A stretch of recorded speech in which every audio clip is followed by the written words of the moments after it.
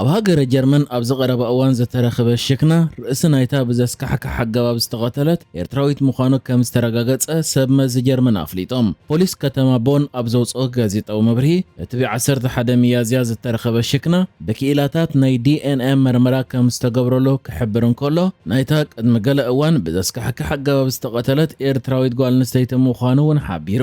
እቲ ፖሊስ ኣብ መግለፂኡ እቲ ብ11 ሚያዝያ ኣብ ምምሕዳር ቨልደን ኦልፔ ኣብ ዝበሃል ቦታ ኣብ እዋን ወፈራ ጽርየት ኣብ ሓደ ዕሙር ኣግራብ ዝተረኸበ ሽክና ሰብ ናይታ ዝተቐተለት ነባሪት ቦን ዝኾነት ጓል 32 ዓመት ይኢሉ። ፖሊስ ብተወሳኺ እቲ ብትካል ፎርዘኒክ ሕክምና ዩኒቨርሲቲ ሆስፒታል ቦን ዝተኻየደ መርመራ ነቲ ጉዳይ ከም ዘረጋገፀን እቲ ጸብጻብ ድማ ንቤት ጽሕፈት ኣኽባሪ ሕጊ ቦን ተዋሂቡ ምህላውን እውን ሓቢሩ ኣሎ።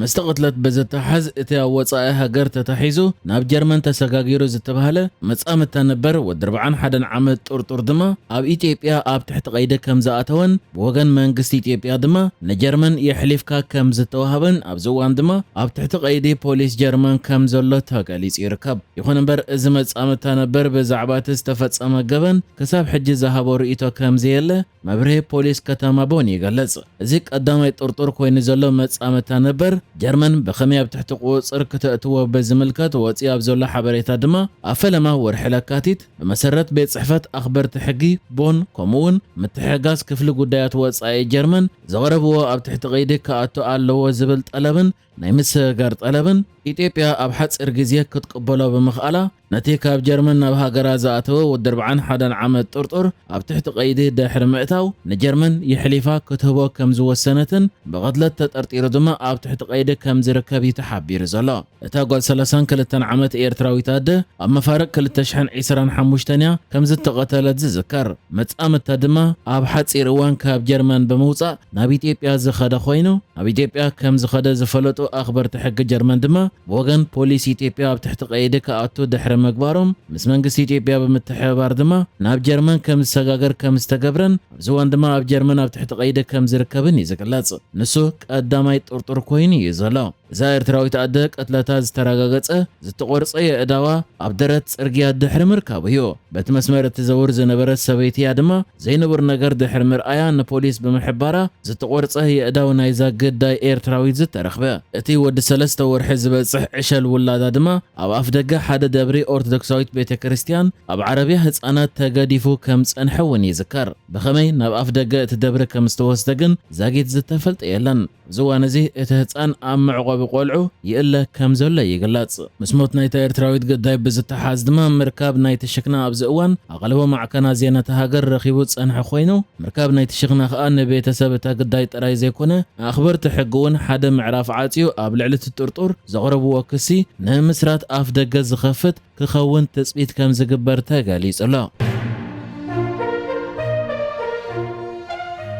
ምስቲ ኣብ መንጎ ኤርትራን ኢትዮጵያን ተፈጢሩ ዘሎ ወጥሪ ብዝተሓዝ ብሪጣንያ ዜጋታታ ንኣድላይ ዘይኮነ ጉዳያት ናብ ኤርትራ ከይገሹ እንድሕር ናብ ኤርትራ ገይሾም ድማ ልዑል ጠንቃቓታት ክገብሩን ናብ ገለ ከባቢታት እቲ ሃገር ድማ ንኸይንቀሳቐሱን ናይ መገሻ ምኽሪ ብመንገዲ ዕላው መርበብ ሓበሬታ ኣውፅያ።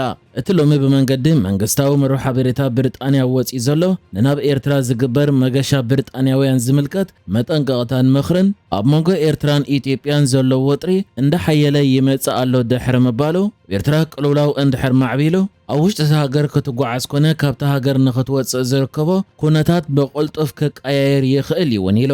ኣብ ከምዚ ኩነታት ድማ ናይ መንግስቲ ብሪጣንያ ቆንስላዊ ሓገዝ ወይ ካብታ ሃገር ናይ ምውፃእ ሓገዝ ክድረት ይኽእል እዩ ድሕሪ ምባል ኤርትራ ቅልውላው እንድሕር ማዕቢሉ ወይ እውን ውሕስነት መዘይህሉ ከምኡ ድማ ክትወፅእ ኩነታት እንድሕር ተፈጢሩ ካብታ ሃገር ምውፃእ ባዕልኻ ክተካይዶ ኣለካ ብምባል ብሪጣንያ ካብታ ሃገር ንምውፃእ ክትተሓገዝ ዘለዋ ተኽእሎ ድሩት ምዃኑ እውን ኣብዚ ምኽሪ ተጻሒፉሎ። ብጀካዚ እውን እንድሕር ክትወፅእ ዘይክኢልካ ኣብ ግዜ ቅልውላው ኣገዳሲ ዝብላዕን ዝስተን ከምኡ ድማ መድሃኒት ሒዝካ ካብ ገዛ ዘይምውፃእ ናይ ውሽጢ ሃገር ሕግታት ምኽባር ንሓደሽቲ ምዕባለታት ድማ ሜድያ ምክትታል ከም ምኽሪዩ ኣብዚ መርበብ ሓበሬትኡ መንግስቲ ብሪጣንያ ኣስፊርዎ ዘሎ።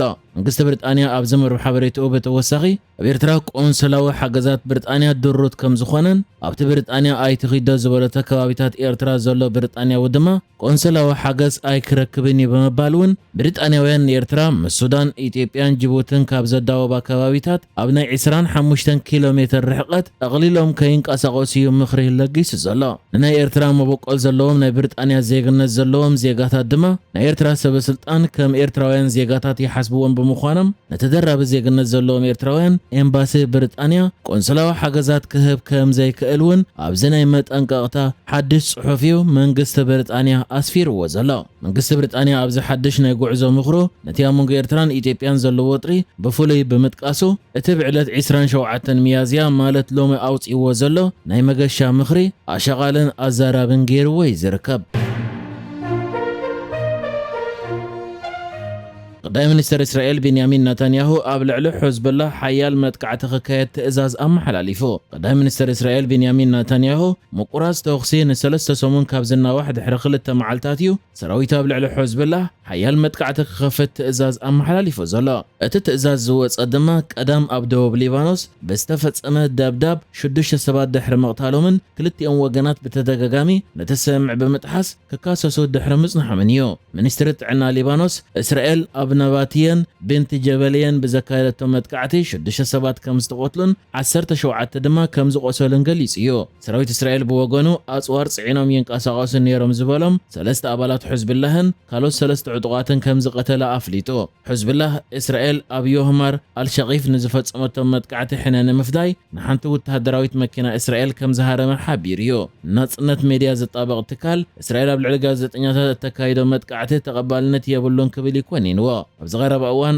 ኣማን ከሊል ዝተባሃለት ጋዜጠኛ ክትቀተልን ከላ ሰበስልጣን ሊባኖስ ድማ ጋዜጠኛታት ዕላማ ይኾኑ ኣለዉ ብምባል ክስ ኣቕሪቦም እዮም። ሰራዊት እስራኤል ግን ንጋዜጠኛታት ዕላማ ከም ዘይገብር እዩ ዝገልጽ። ከም ዝፍለጥ ሰራዊት እስራኤል ብሰንበት ኣብ ሊባኖስ መጥቃዕቲ ፈጺሙ ዝነበረ ኮይኑ በቲ ዝፈጸሞ ደብዳብ ድማ 2 ህጻናትን 2 ደቂ ኣንስትዮን ዝርከብዎም 14 ሰባት ከም ዝተቆትሉን 37 ድማ ከም ዝቆሰሉን ሚኒስትሪ ጥዕና ሊባኖስ ኣፍሊጡ ነይሩ እዩ።